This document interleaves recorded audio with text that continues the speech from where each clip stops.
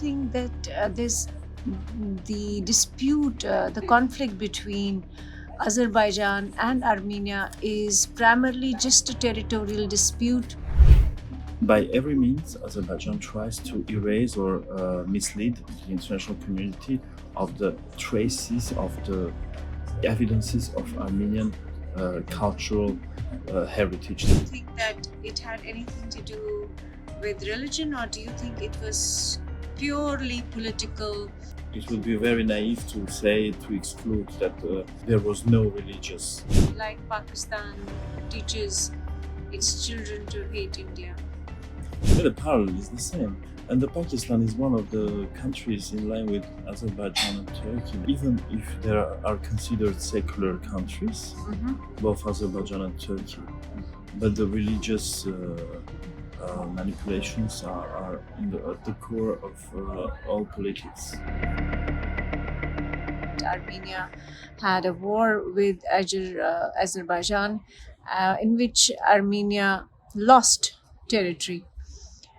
What is the status today following the war, and where do you see Armenia going ahead politically, also geopolitically, in the region with such hostile neighbors?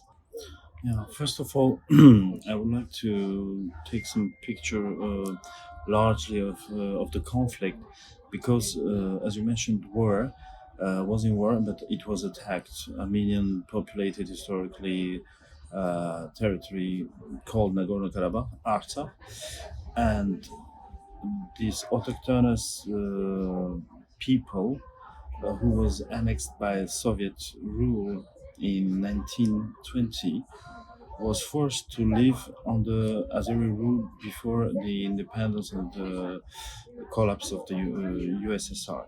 So after USSR, legally with the legally binding documents existing, availing to take a decision, the people on the spot have voted for independence, and they were declared independent from the Soviet rule. After which, the Azerbaijan, like a republic, was also independent. But in 90s, the first Karabakh War gave de facto independence of this region, Nagorno-Karabakh Republic. During 30 years, the negotiations within different formats, etc., give didn't give a real assurance of the lasting peace and final peace. And after the revolution of 2018 in Armenia, there was a fear that dictatorship of Azerbaijan will attack today because only military budget of this country, still unfortunately this is the same, is equal to the whole budget of Armenia. It was the figures like this, and it was alarming to everyone, and Armenia alarmed to every partner for this increasing military rhetoric of Azerbaijan. So this is the same family from 60s, from father to son, and from president to her to his wife, vice president. So I leave the conclusions of the others. I don't enforce, but it's clear.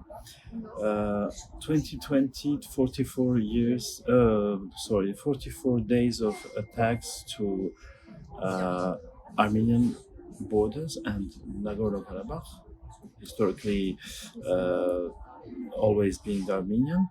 So it is right that both sides had loss, but Armenia lost many thousands of soldiers, many territories, and the war, the attack, the aggression is not. I would conclude that it is not stopped because as of now I'm talking to you.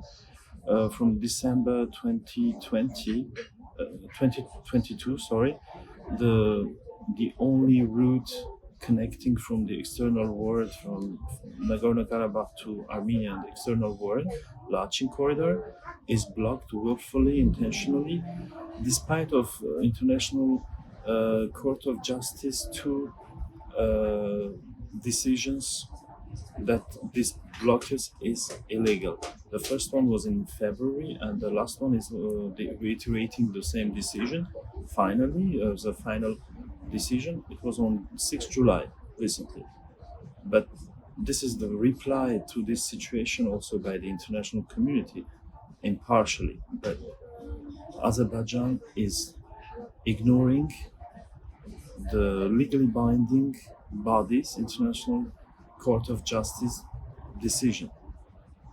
So the question is not only the political solution or political negotiations, but legally binding, optional for this country to choose to abide or not.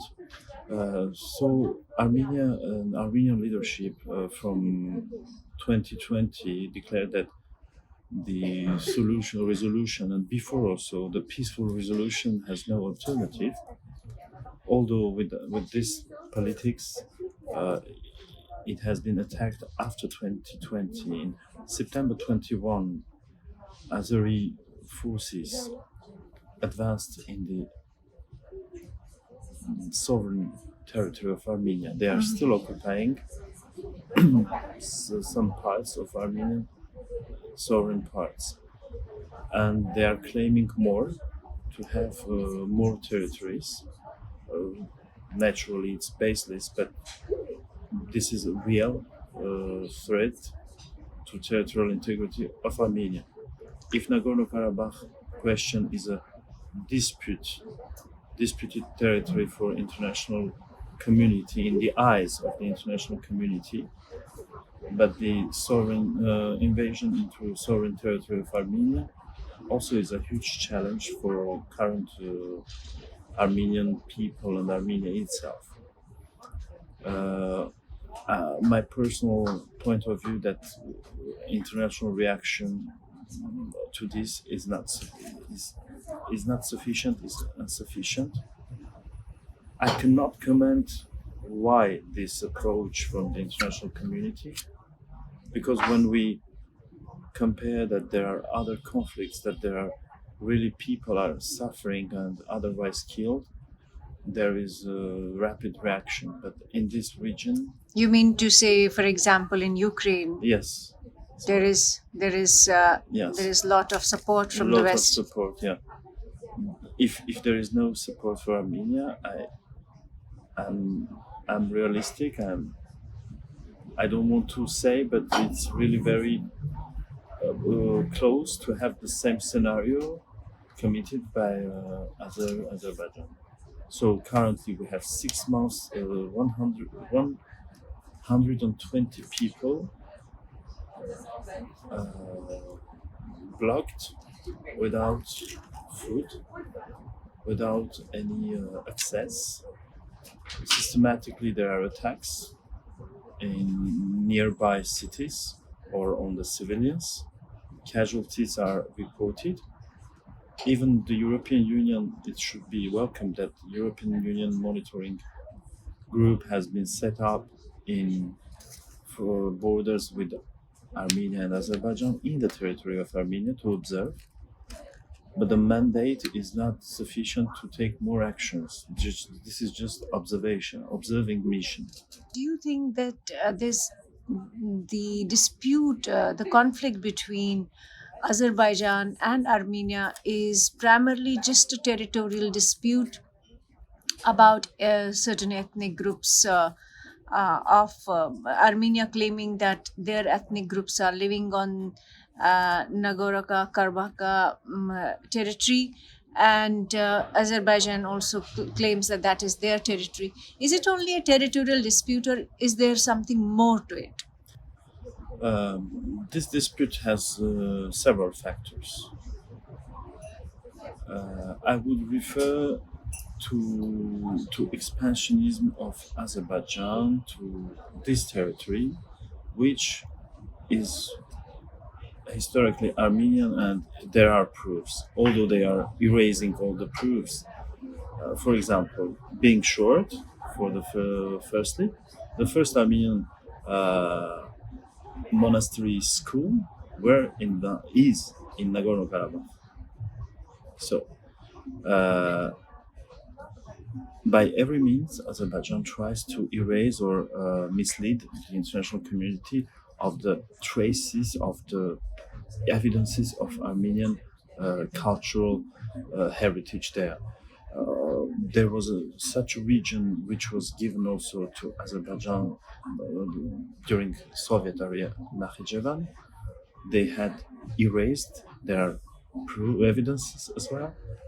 All the cemeteries of Armenian cemeteries in order to just with one aim to accept that there were Armenians there. So this is the same now in the occupied temporarily the territories of Nagorno-Karabakh, which remain Armenian, but there are proofs also, and the international community is aware. They are destroying all this, being cemetery, church, etc. On the contrary, Armenians, local Armenians of Nagorno-Karabakh, they kept the mosques and other religious places. This is not a question of dispute of battle of religions, because we can see in the world, and Armenians in over the world has been very are and has been very peacefully in different Muslim countries. But there is a continuity of the genocide which have been committed in Ottoman Empire in 1915, and now this is the same signature for this Nagorno-Karabakh people being there. Their being Armenian is a decisive part for this conflict Why do seen you by see a continuity between the 1915 genocide committed against Armenians? Where is the connection here? Is it, I mean, it was Ottoman Empire, and now we have Azerbaijan as a separate state. it's an independent state, but it's backed by Turkey. It's clear to see, and the results of 2020 war also was backed by Turkey, being it advising or furnishing furniture of some types of arms, and military leadership was formed, trained also by them, and the political support from Turkey. For your information, Turkey and Armenia, Azerbaijan and Armenia, they have no diplomatic relations. Uh, so to make parallels, it's meantime it's easy, but it's complicated in the sense that in nowadays world, the the objective remains the same: to eliminate Armenians on their autochthonous place, on their place of birth, but the approaches are different. Affirmation, for example, the blocus, the falsifying the history with the modern means. Uh, Also, we have to recognize that with potential sources that Azerbaijan has, it makes some advancement of its uh, politics. It's called caviar diplomacy. So we have some cases in the Europe that some Euro deputies or some other highly ranking persons were implicated in such corruptional cases. But they are continuing in different countries to change public or political opinion of some actors in different stages. Azerbaijani politics. But you see, Turkey, on the other hand, has a good relationship with Europe. It is part of NATO and, in fact, wants to be considered as part of European Union as well. So, on one hand, it seems that Turkey has these great relationships and allies in the West, but on the other hand, it's backing forces against Armenia. What is really going on in here? Like, why does Turkey want uh, to help Azerbaijan to attack Armenia? You are right to mention for mentioning this, but why to reply to your question why this needs a look to the geography. So the roots of the genocide also was something which blocking to expansion. When we see the from Constantinople, currently Istanbul, to the Central Asia and other countries, this expansion of Turkish leadership from since Ottoman Empire and currently as well, it's to make great to run the project. So when you see for this part of passage, there is Armenia, which is complicated in the brackets for this route because geographically for this part to go further there is a country which is in between them and currently the claims of Azerbaijan are also very alarming that they claim to have this southern region of Armenia because they want to have direct access with the enclave of Nakhchivan and with Turkey. They have no direct connection with Turkey because between them there is Armenia and there is Azeri enclave which is called Nakhchivan, which is bordering with Turkey. But the big part of Azerbaijan has no direct connection border with Turkey. Let's go back to the 1915 genocide. Do you think that it had anything to do with religion, or do you think it was purely political? It was a mixture. There was a religious component. It would be very naive to say to exclude that there was no religious because we know that we see now also the Western Armenian part currently in Turkey being degraded all this heritage,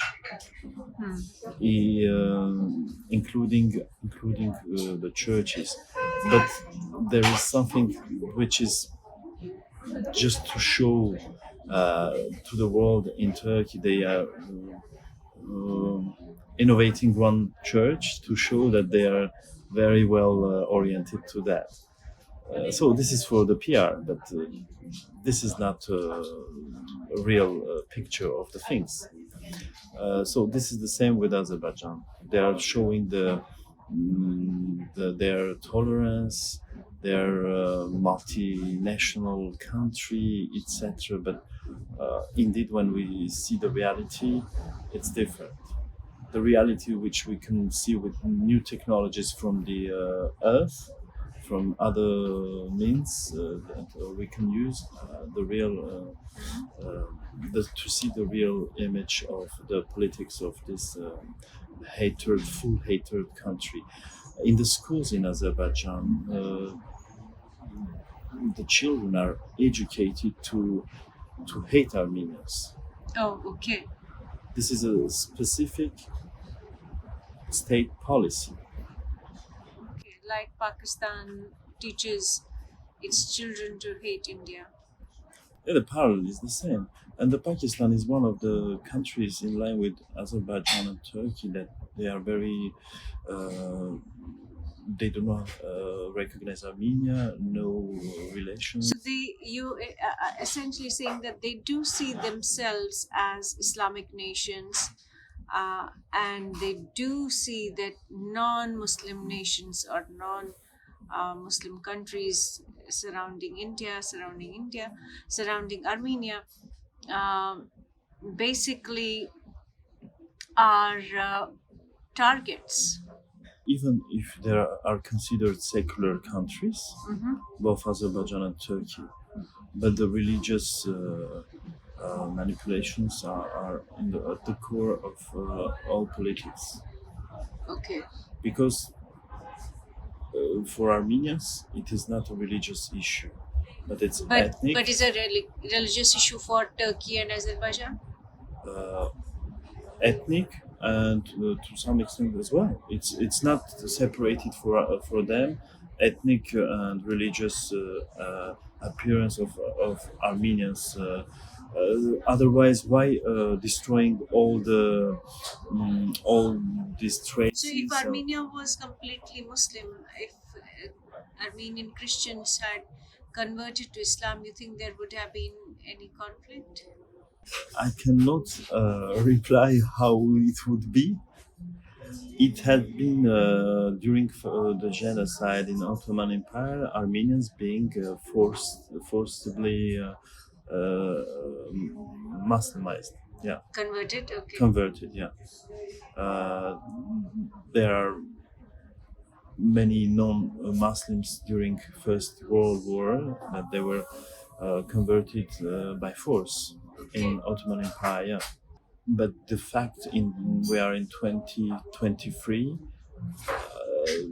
this continues the same signature, the same objective, with different means. And unfortunately, the response of the international community should be more impacting, more precise, to the point. I understand that there are economic ties and interests, but I suppose that human life is the highest value that we have, and we shall uh, make everything to save human lives, be it Muslim, Christian, other religion, but we see that in different countries it still happens. It has taken a lot of time for the West to, in fact, the US to recognize the Armenian genocide.